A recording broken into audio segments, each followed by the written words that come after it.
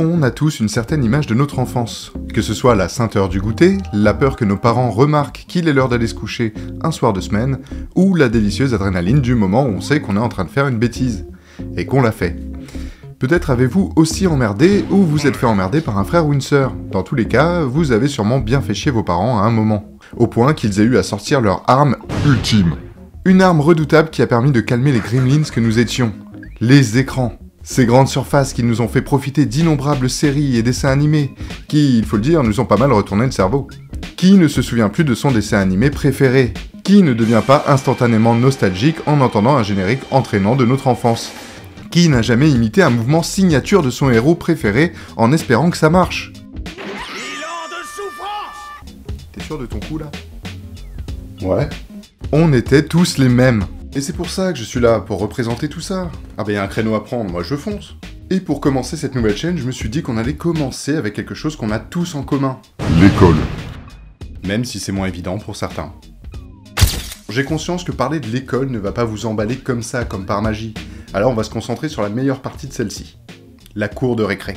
Ah, cette douce liberté entre les cours, les copains et les copines, les jeux par milliers, les bagarres, le racket, le trafic de cartes Pokémon. Je suis sûr que tout un tas de bons souvenirs vous reviennent. Rien que d'en parler comme ça, j'ai envie d'aller à la récré. Ah, c'est vrai que maintenant que je le dis comme ça, c'est peut-être un petit peu osé de commencer une potentielle carrière de youtubeur comme ça. Mais on a de la chance, car il se trouve qu'il existe un dessin animé qui s'est donné pour mission de représenter tout ça. Et c'est la cour de récré. Ouais, ils sont pas foulés pour le nom. Bref, installez-vous confortablement, nous entamons un voyage vers notre enfance. Bienvenue sur ma chaîne, c'est un plaisir de vous avoir. C'est parti!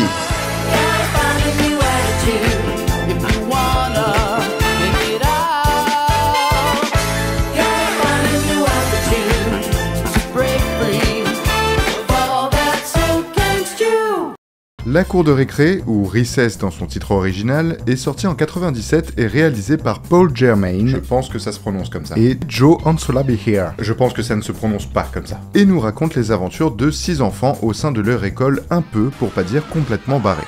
Le premier, dont on peut dire qu'il est le personnage principal de la série, est TJ Detweiler. C'est marrant, je me suis toujours demandé pourquoi il s'appelait TJ. Comme la chaîne des tout-petits là, non? TJ, c'est en fait les initiales de Theodore Jasper. Super accent, je sais. Une contraction qui se fait beaucoup aux États-Unis, mine de rien. Même en France, c'est comme appeler Jean-Pierre JP, mais à l'américaine, quoi. Yeah. TJ, c'est le farceur du groupe. Il ne vit que pour rendre sa vie intéressante. Il a également un grand sens de la justice, c'est le cas de tous ceux de l'équipe, mais c'est un peu plus prononcé chez lui, c'est pour ça que je le précise. Il vit pour le bien commun, toujours prêt à l'action pour aider les autres. Ses qualités feront de lui le leader par défaut du groupe et un vrai petit communiste. Ensuite, nous avons Spinelli. C'est la bagarreuse, les gros bras de l'équipe. Elle est souvent en colère et n'hésite pas à menacer ou à faire usage de la force pour parvenir à ses fins. Oh, descends de là, petit crétin, t'as pas entendu ce que je viens de dire, non? Qu'elle est mignonne. Je me demande comment elle serait maintenant qu'elle a notre âge. Qu'est-ce qui t'arrive, connard, va. Puis vient Vince, qui est clairement l'aspect social de l'équipe. C'est le sportif fort en tout, que tout le monde adore. On en avait tous un comme ça dans la cour de récré, et toutes les filles étaient amoureuses de lui. Anthony. Nous avons également Gretchen, petite génie scientifique à grosses lunettes du groupe. Elle sera de corvée de conception de machines et autres inventions loufoques pour mener à bien les plans du groupe. Mickey, lui, est le grand sensible. Malgré sa carrure imposante qui peut intimider les enfants de prime abord, il ne ferait pas de mal à une mouche. C'est un enfant qui vit de passion pour beaucoup de domaines artistiques. Et enfin, Gus, sans arrêt rongé par l'anxiété, c'est un personnage qui a très peu de confiance en soi, mais qui arrive à rassembler des énormes doses de courage quand il en a vraiment besoin. Et je sais ce que vous allez me dire, tout ce beau monde n'est qu'un tas de stéréotypes ambulants. Et vous avez raison, mais il n'est pas mauvais de se servir des stéréotypes quand on le fait bien. Aucun de ces personnages n'a une écriture primaire, ils ont tous une profondeur et rendent même service au scénario et à ce qu'il veut raconter. Prenons Spinelli. J'arrive, je ramène le lubrifiant. Et on a dit quoi sur les débuts de carrière de youtubeur? Bon, Spinelli. Elle casse les clichés de la féminité quasi imposée aux petites filles de l'époque. Et il y a notamment un épisode qui le dépeint très bien. Dans First Name Ashley, on apprend qu'elle s'appelle en réalité Ashley Spinelli. Chose qu'elle a cachée pour ne pas qu'on l'associe au Club des Ashley, qui est un groupe constitué de filles s'appelant toutes Ashley dans l'école. Et pour cause, elles ne leur ressemblent en rien, elles les trouvent prétentieuses et considèrent leurs préoccupations comme futiles.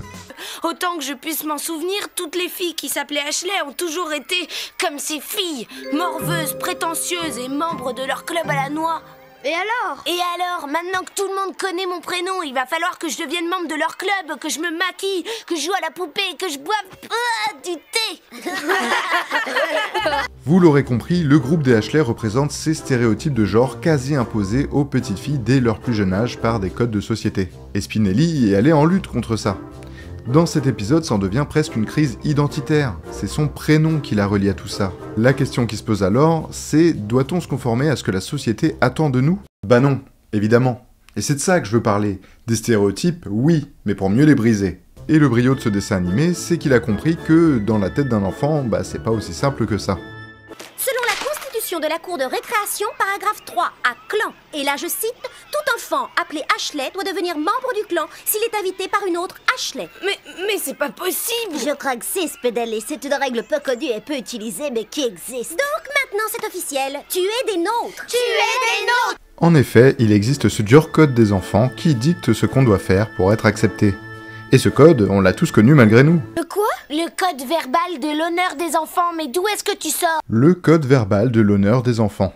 Vous savez très certainement de quoi il parle. Nous avons tous dû faire avec. Et c'est une superbe idée de l'avoir repris pour ce dessin animé. La cour de récré s'adresse aux enfants avec leur propre code. Et c'est sûrement pour ça qu'on l'a adoré. Ça nous parle, on s'identifie à ces personnages, car ils vivent dans le même monde que nous. Et en prenant ce code aussi sérieusement que nous, ce dessin animé prouve qu'il prend les enfants qui le regardent au sérieux. Un bon exemple de ce code présenté dans le dessin animé, c'est le chips. Vous savez quand deux personnes disent la même chose en même temps. Le premier à dire chips interdit à l'autre de parler jusqu'à ce qu'on dise son nom. Matisse. Merci. Eh bien, lors d'un épisode, Gus se fait piéger par les Ashley à ce jeu. Monica,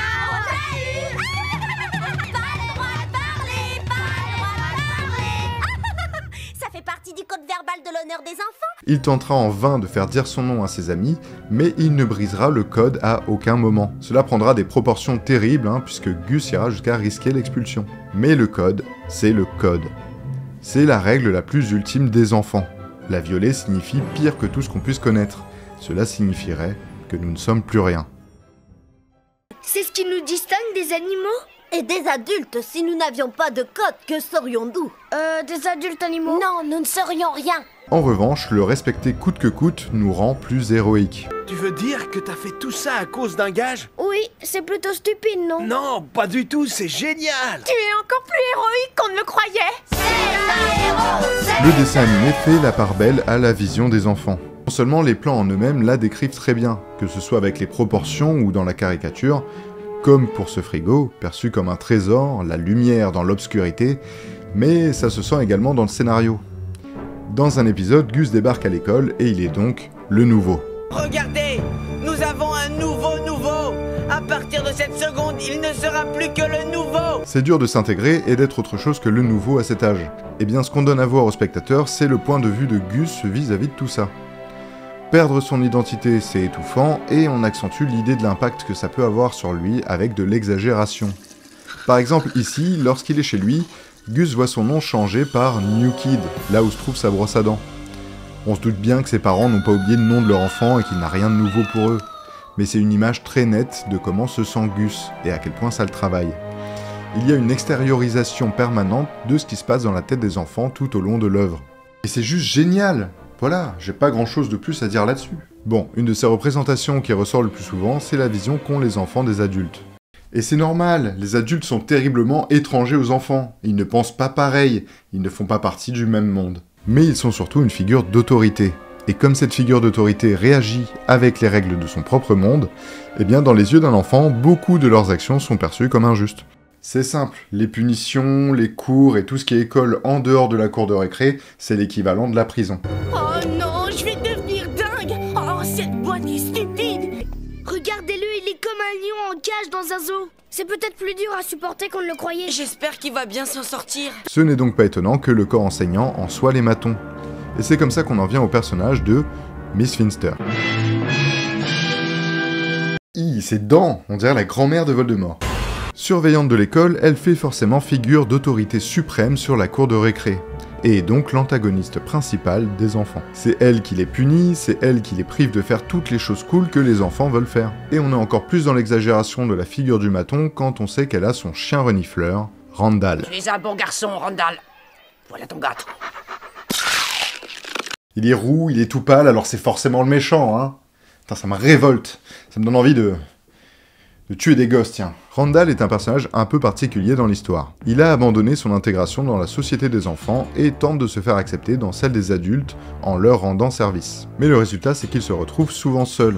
À moucharder comme ça, en bafouant le code verbal de l'honneur des enfants sans vergogne, pire, en s'en servant uniquement pour porter préjudice aux enfants, on en fait quelqu'un d'exécrable.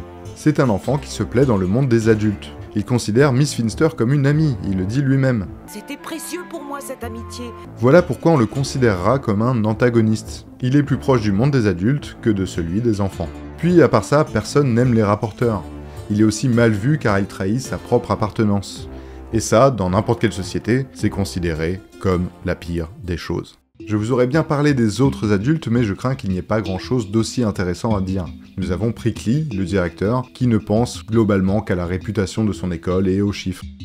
Et Miss Grotke a une lettre de pas pouvoir exercer comme professeur, qui, elle, semble bienveillante, mais est malgré tout la victime des farces et stratagèmes des enfants. Mais aussi diabolisés soient-ils, ces personnages du monde des adultes, sont-ils vraiment méchants ? C'est pas tout à fait clair, mais j'aime à penser que non. Les frontières entre la vision des enfants et la réalité sont floues. On peut par exemple avoir ce genre de scène. Alors on brise l'enfant. Tais-toi, espèce de verrue. Là, on ne parle pas. Mange tes brocolis. Où pour le coup, Miss Finster fait vraiment méchante. Elle ne veut que le malheur des élèves, pouvoir les punir, et je mettrais ça dans la case vision enfantine. Ça, ce sont des exagérations d'enfants. Mais elle a également ces moments-là. Les enfants, ce sont eux votre vocation. Je sais bien. Sans mes gentils conseils, ils sont perdus. Ils ont besoin de moi.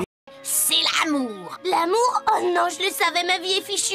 Non, tu te trompes, fillette. Au contraire, c'est là que tout commence. Désormais, tu vas devoir t'habituer à sentir ton cœur bondir, comme s'il voulait sortir de ta poitrine. Tu auras envie d'aller te promener sur les toits pour chanter à tue-tête. Et parfois, tu auras envie de creuser un trou sous terre pour te cacher.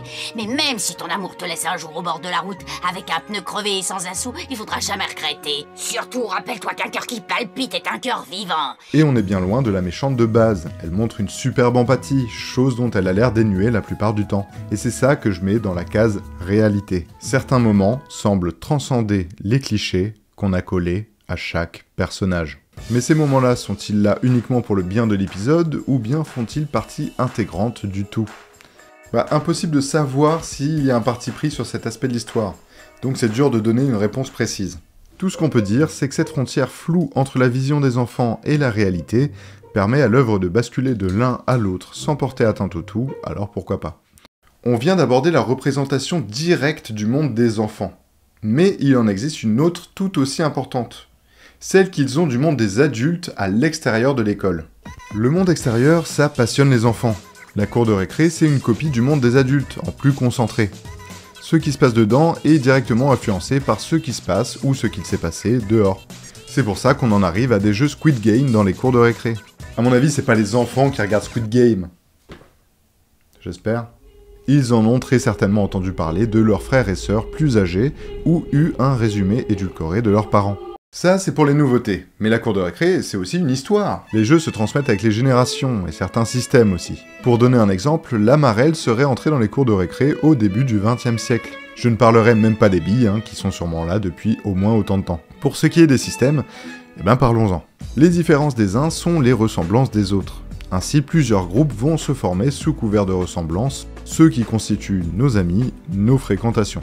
Nous avons souvent le classique garçon d'un côté, fille de l'autre. Mais celui-ci, laissons-le à part. Tant il est vieux comme le monde et voué à disparaître. Croisons les doigts. Les différents groupes ont différentes façons de sociabiliser. Certains vont chercher un coin dans la cour pour jouer tranquillement, là où d'autres vont vouloir être remarqués et jouer au milieu de la cour par exemple. D'autres paramètres entrent en jeu, puisque nous avons aussi le facteur de l'âge. Un élève en maternelle n'a pas les mêmes centres d'intérêt qu'un de CM2, évidemment. Mais l'âge est surtout très vite synonyme de hiérarchie. Et s'il y a une hiérarchie, qu'est-ce qu'elle définit ? Comment on la gère ? Une fois de plus, copions ce qu'on voit du monde des adultes et utilisons notre imagination pour combler ce qu'on ne comprend pas. En prenant tout ceci en compte, le dessin animé La Cour de récré a eu une idée brillante. Exagérons. Ainsi les maternelles, peinant à s'exprimer, à comprendre toutes les règles de la cour de récré, mettant la pagaille et possédant leur propre terrain de jeu, sont naturellement devenus une dangereuse tribu. Le monde des adultes a un chef d'État ? La cour de récré aussi. Nous avons déjà parlé des lois, mais il y a aussi des taxes. Un gourou indien, les Chinois de l'autre côté de la Terre, etc. Comment ça, des stéréotypes aussi vulgaires ? Oui, dans la vision d'un adulte. Mais tout cet imaginaire émerge aussi en partie de l'imagination des enfants. C'est avec tout ça qu'ils composent leur monde. Le dessin animé a choisi de se servir de tout ça pour en faire une critique de la société adulte en tout temps, et y ajouter une morale tout en divertissant les enfants. Parlons maintenant de cette morale. De morale, il y en a plus ou moins une pour chaque épisode selon les circonstances. Mais il y en a une principale qui revient très souvent, pour pas dire tout le temps. Et cette morale, c'est Would be fan. Would be quoi ? Would be fan, c'est dans le Karate Kid avec Jackie Chan. Would be fan.